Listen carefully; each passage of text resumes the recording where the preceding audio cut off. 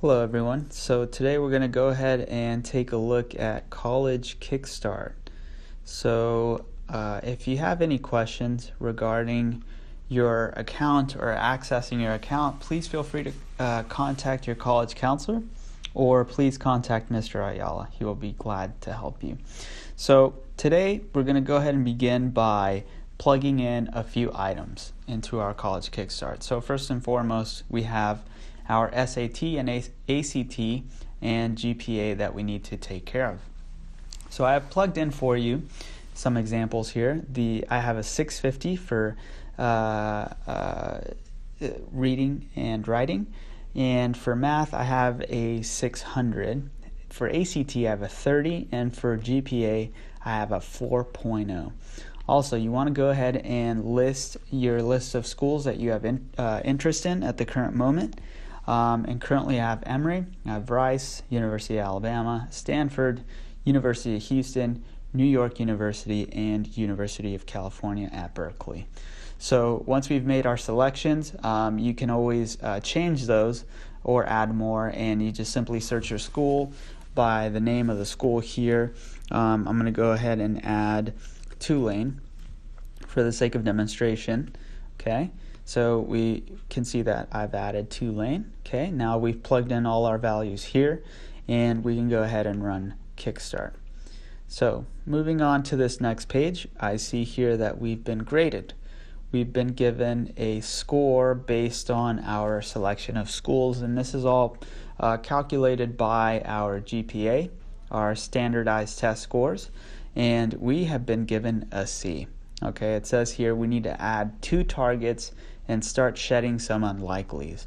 So we have too many schools that we may be unlikely to be accepted to, and according to this, there is some advantage in applying early to some of these schools that we have on our list. And this is very important because this boosts our priority and helps us to get accepted to some of our schools.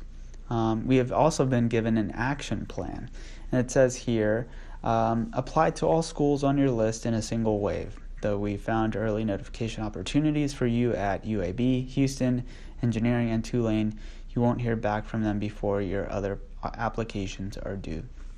So this is very important because we know that we may be able to hear earlier from some schools and maybe not hear back in time from others to make a good decision. So this has obviously given us some strategy on how to approach some of these schools. So we're going to go ahead and continue on. Okay.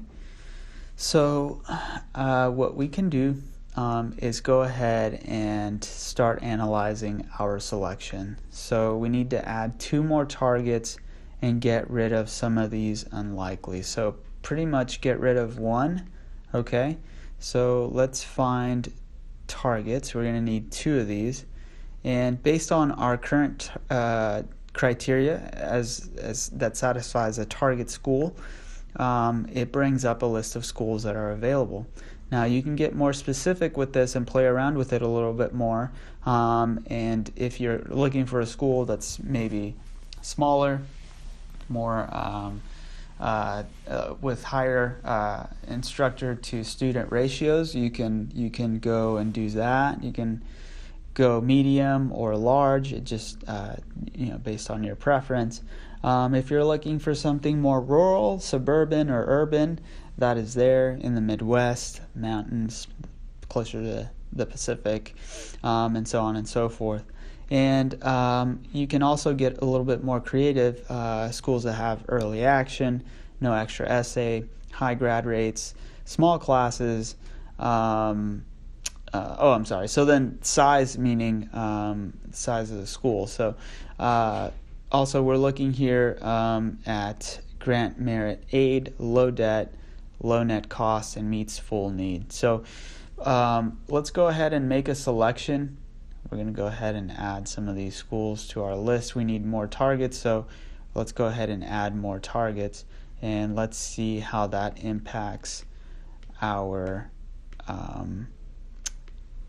grade, and looks like we're looking better. We've already made an A. So I am very reluctant to shed my unlikely.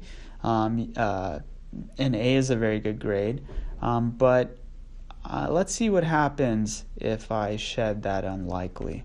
So let's see here. Let's go to unlikelies, and I'm going to get rid of Stanford. Okay. Okay, no schools. Okay, that's maybe not what I wanted.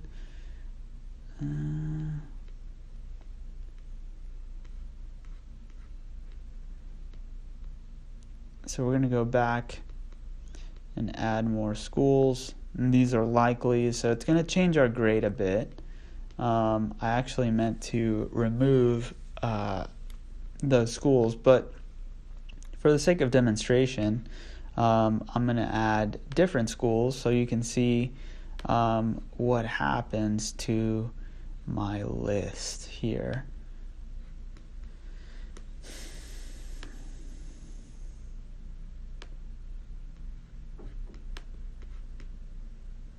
Okay, there we go.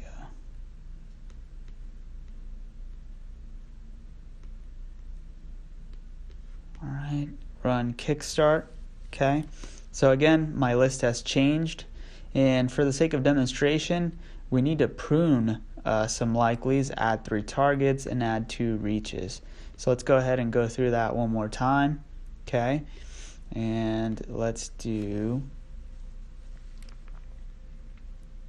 add some target schools. Okay.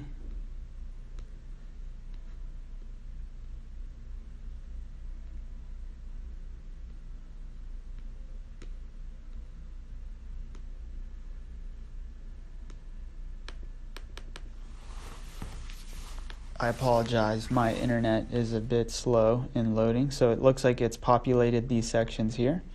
Okay, so it's added all these schools, and I clearly don't want that, so I'm going to go ahead and remove them again.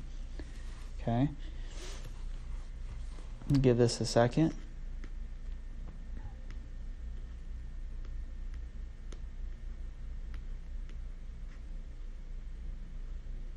Okay, here we go. Now we're on target. So Auburn, Bard College. So as you saw, use these here, okay? The ones without the line. That will push all items to your list. So make sure you're doing that, okay? Run Kickstart. Okay, so now it's saying, okay. All right, so I'm going to go ahead and move on. All right, so we've found 4 opportunities to boost your odds by 30%.